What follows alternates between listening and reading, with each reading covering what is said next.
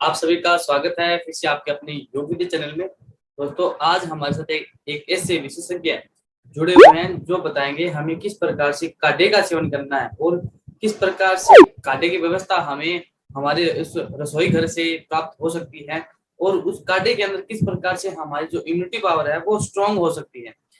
आज हमारे साथ जुड़ने वाले हैं एक ऐसे विशेषज्ञ जो करेंगे हमारी प्रत्येक शंका का समाधान और हम जानेंगे किस प्रकार से हम घर में काढ़ा तैयार करें और किस प्रकार से हमारी जो इम्यूनिटी है वो बेस्ट बनाए। इससे कोरोना महामारी से लड़ने के लिए वो बेस्ट होगी और किस प्रकार से हमारे शरीर के लिए सही साबित वो होती है। नमस्कार मांगीराम जी। जी नमस्ते जी, प्रणाम। आपका स्वागत है इस YouTube चैनल के ऊपर। इसमें सभी दर्शक आपको देख रहे हैं, तो हम ये चाहते हैं आज की इस महामारी के अंदर किस प्रकार से हम स्वस्थ रह सकते हैं और हमारी इम्यूनिटी को किस प्रकार से बेस्ट बना सकते हैं। आज का जो विषय है वो है हमारा किस प्रकार से हमारी इम्यूनिटी को स्ट्रांग बनाए।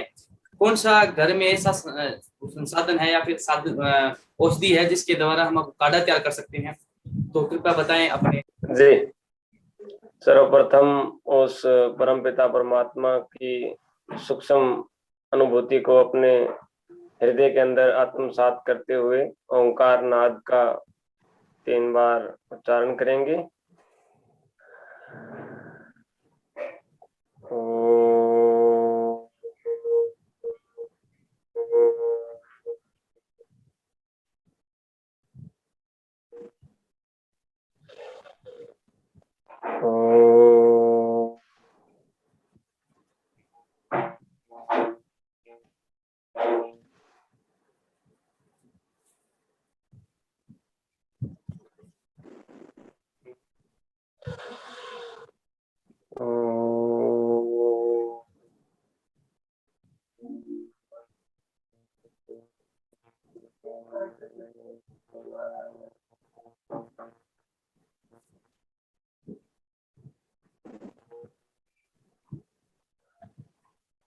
ओम त्र्यंबकं यजामहे सुगंधिं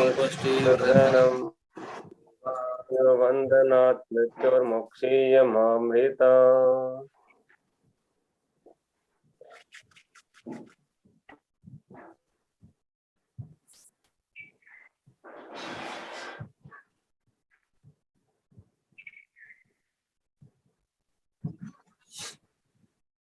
धीरे धीरे आंखें खोलते हुए और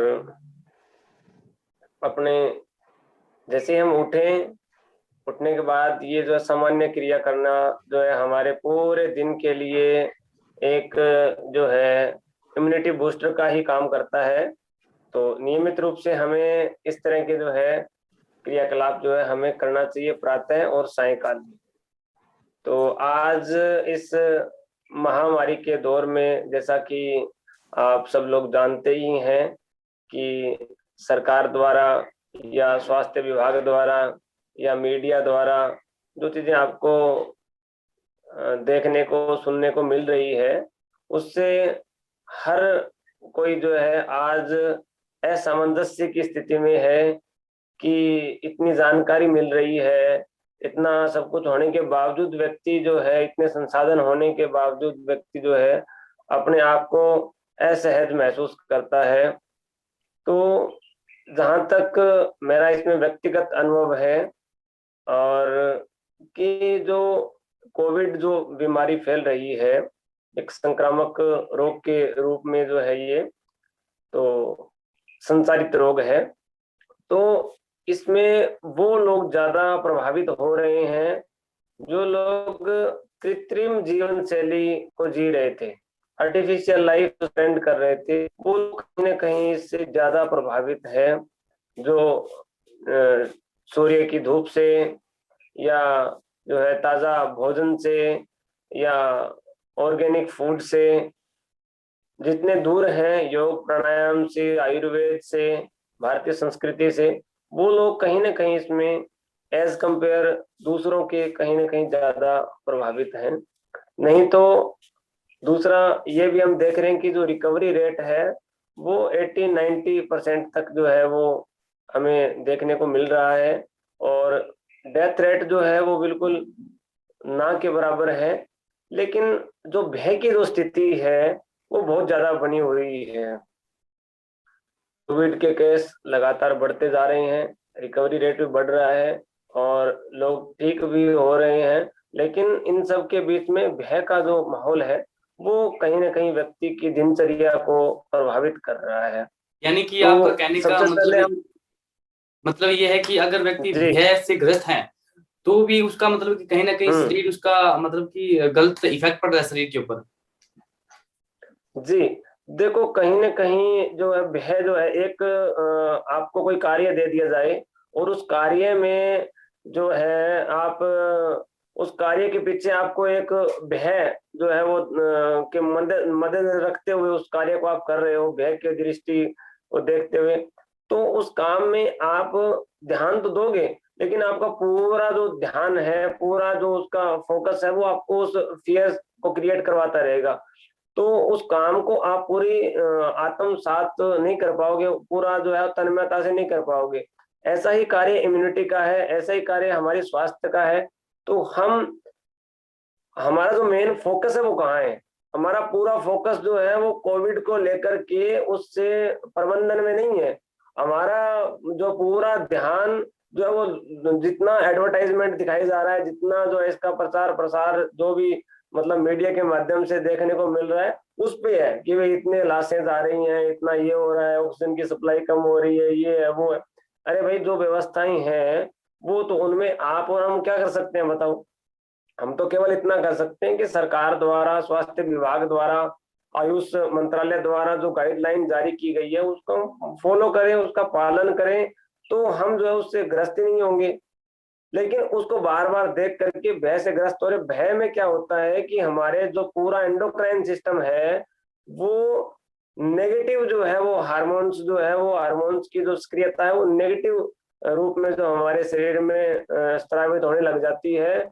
और हमारी जो शरीर की रोग प्रतिरोधक क्षमता है वहीं से कहीं ना कहीं प्रभावित होनी प्रारंभ हो जाती है। और इसका अंततोगत्वा हम देखते हैं कि जैसे ही हम प्रसन्न अवस्था में होते हैं, आनंद की अवस्था में होते हैं, तो हमारा ब्रीथ, हमारा जो श्वास प्रश्वास की प्रणाली है, हमारे जो ब्लड सर्कुलेशन की जो स्थिति है या हमारे जो तंत्रों की जो स्थिति है वो बहुत बढ़िया होती है।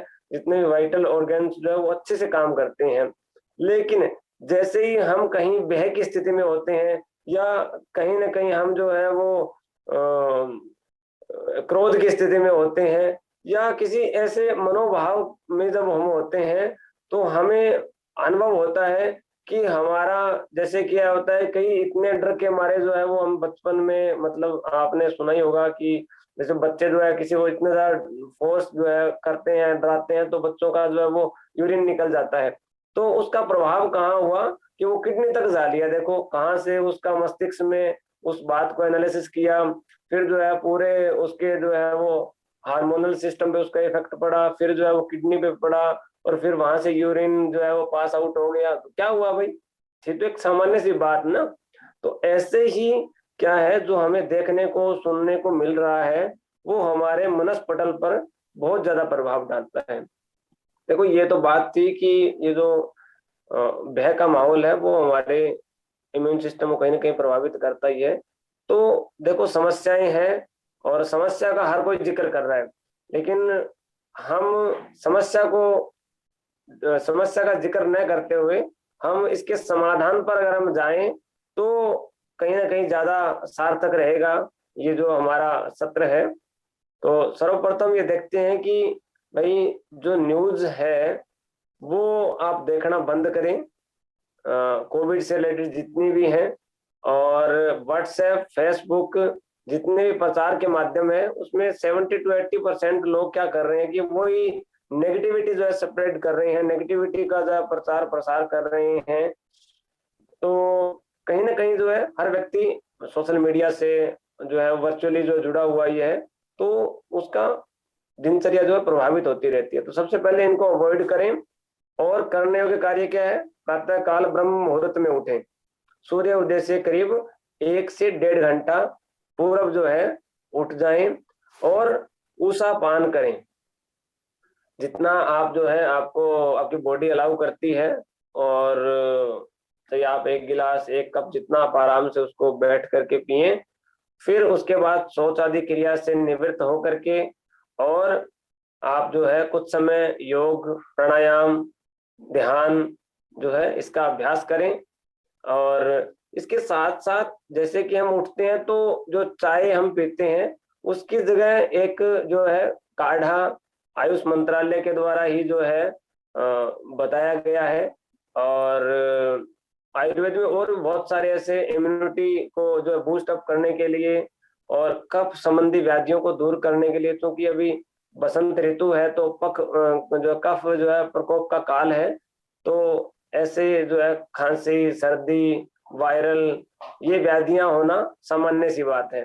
तो इसके लिए एक काढ़ा है, तो उसकी आप जो है वो रेसिपी नोट करना चाहे तो कर सकते हैं।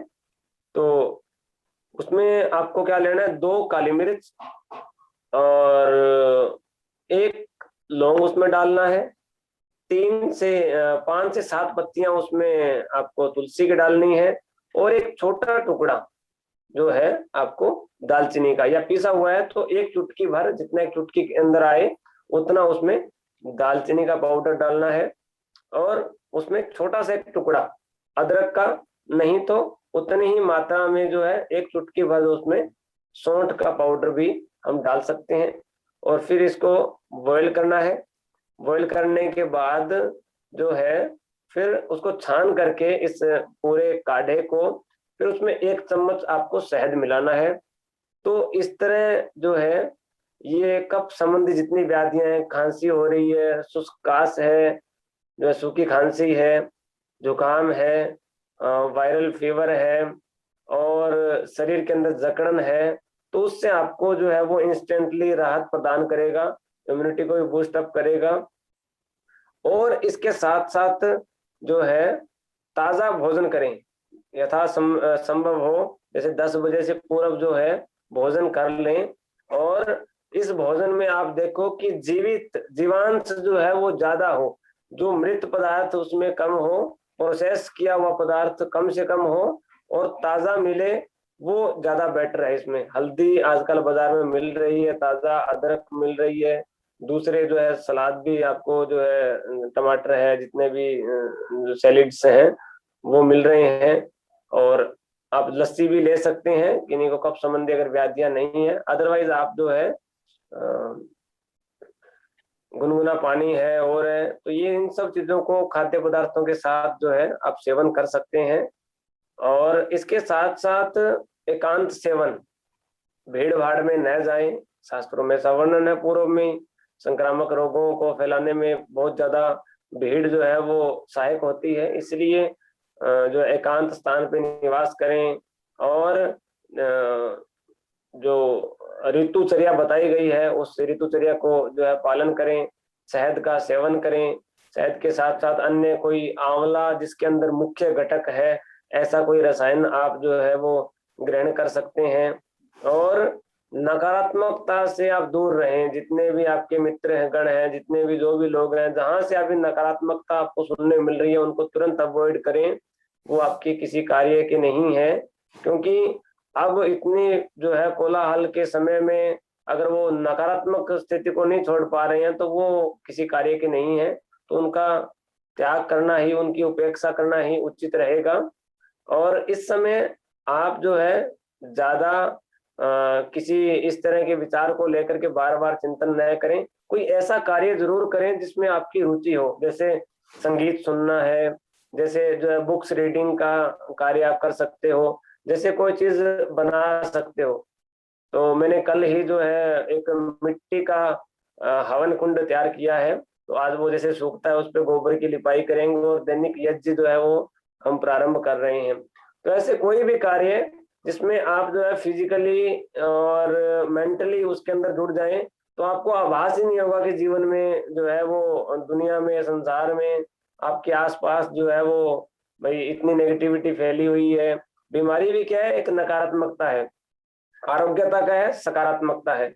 तो हमें ऐसे दिन भर में जो है कार्य करने जरूरी हैं जिससे कि हमारा ध्यान जो है इससे एक बार डाइवर्ट हो जाए। और जैसे हम इस विचार से अलग होंगे किसी अच्छे विचार से जुड़ेंगे तो तुरंत ही हम जो है अपने स्वास्थ्य को, अपनी दिनचर्या को, अपनी इम्यूनिटी को हम जो है सकारात्मकता की ओर लेके चलेंगे। तो और ये था। इसमें हमें ये भी जाना था कि जिस प्रकार से अभी जो लॉकडाउन लगा हुआ है, इसमें हम अपना जी घर से बाहर नहीं जा सकते। जैसे कि आम दिन के अंदर हम क्या करते थे, फिजिकली वर्कआउट, यानी कि स्टेडियम के अंदर या फिर किसी भी माध्यम के द्वारा हम फिजिकली वर्कआउट करते थे। किंतु अभी जो हम्म। देखने को आ रहा है वो सब कुछ बंद हो चुका है। तो हम घर पे रहकर किस प्रकार से हम आपको स्वस्थ रख सकते हैं? ऐसे कौन से साधन है जिसके द्वारा हम अपने को ठीक कर सकते हैं, कृपया वो बताएं। हाँ जी। तो देखो क्या हो रहा है कि हम देख रहे थे कि 2019 तक हम देख रहे थे कि जीवन में इतनी भाग दौड़ है कि ये करना है वो करना है। तो जैसे ही जो है ये 2020 आया तो तुरंत से एकदम से जो है वो सब चीजें सारी जो योजनाएं हमारी जो है पूरे ऑल ओवर वर्ल्ड की जो है धरी की धरी रह गई। तो अभी जो है ये बड़ा बड़ा इसमें जो देखने को मिल रहा है कि भाई प्रकृति जो है अपने आप को व्यवस्थित करने में जो है वो लगी हुई है। भाई लोग जो है प्रकृति को भूल चुके थे, प्रकृति की अवहेलना कर रहे थे कि सब कुछ जो है वो आपका मल्टीमीडिया है, आपकी आईटी सब कुछ है।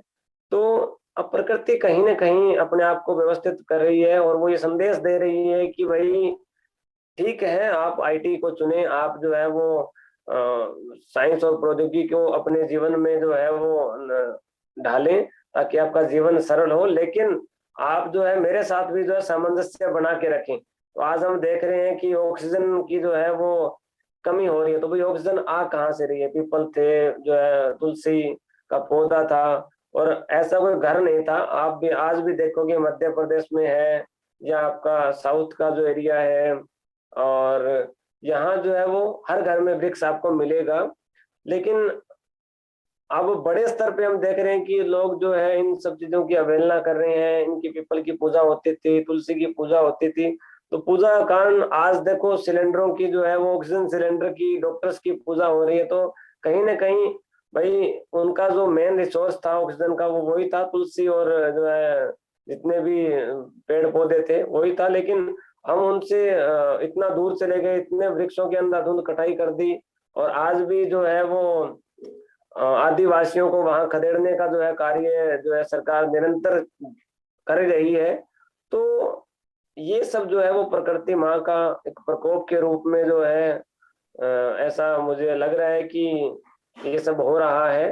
तो जरूरत है आज उस प्रकृति माँ की फिर से शरण में जाने की और उससे एकाकार होने की। तो घर में रह करके जैसा कि आप बता रहे हैं कि लॉकडाउन की अब स्थिति है, तो ये हो सकता है कि आगे भी इसको एक्सटेंड कर दें। तो इसमें हम कैसे जो है अपने दिनचर्या को व्यवस्थित करें? सर्वप्रथम सूर्य उदय को देखने का जो है वो आदत डालें, ऐसे ही सूर्य अस्त को, और हवा को जो है वो महसूस करें, ताजा हवा, प्राणायाम आदि जो है सुबह कर सकते हैं। योग अभ्यास आपके लिए बहुत आवश्यक है। प्रातः जो है वो खाली पेट, शाम को जो है वो खाने से आधा घंटा पहले, दोपहर का जो आपने भोजन किया उसके लगभग 3 से 3.5 घंटे बाद जो है आप यौगिक दिनचर्या को अपना सकते हैं। और बीच में जो है आपका मध्याह्न में भी आप जो है कुछ वज्रासन का जो है अभ्यास है, भोजन के तुरंत बाद है, वो आप कर सकते हो। और सोते समय, उठते समय चैंटिंग भी कर सकते हो मंत्रास की, जैसे महामृत्युंजय मंत्र है, इसको स्वास्थ्य मंत्र भी बोला गया है, उसका उच्चारण कर सकते हो। ओंकार नाद है, गायत्री मंत्र है। तो इस तरह हम जो है अपने आप को इस दिनचर्या में व्यवस्थित करके, और इस लॉकडाउन में जो ये समय मिला है अपने आप से रूबरू होने का, अपने आप से जुड़ने का, अपने परिवार से जुड़ने का, इस प्रकृति के साथ कनेक्ट होने का, तो इस तरह जो है इस अवसर का हमें फायदा उठाना चाहिए। और जीवन में जो है ना एक ठहराव जरूरी होता है। तो कहीं ना कहीं अपने आप को री जो है स्टेबलाइज करने के लिए हमारे पास ये बहुत अच्छा मौका है। तो इसको जो है अच्छे से बिना किसी घबराहट के आप जो है इसको अपनी दिनचर्या में फॉलो करें। और कहीं भी आपको किसी भी प्रकार की योग, आयुर्वेद, प्राकृतिक चिकित्सा और हवन आदि संबंधित, दिनचर्या से संबंधित और कुछ औषधियों से संबंधित कोई आपको जानकारी चाहिए तो आप जो है सुनील जी से संपर्क कर सकते हैं। और जहाँ तक हमारी आवश्यकता की जो है बात है तो हम तो आपकी सेवा में सदैव तत्पर हैं। यथासंभव जो होगा हम आपकी सहायता के लिए तैयार हैं। तो आपका बहुत बहुत स्वागत हाँ जी। मंगलम जी, हाँ, हमारे साथ जुड़ने के लिए। तो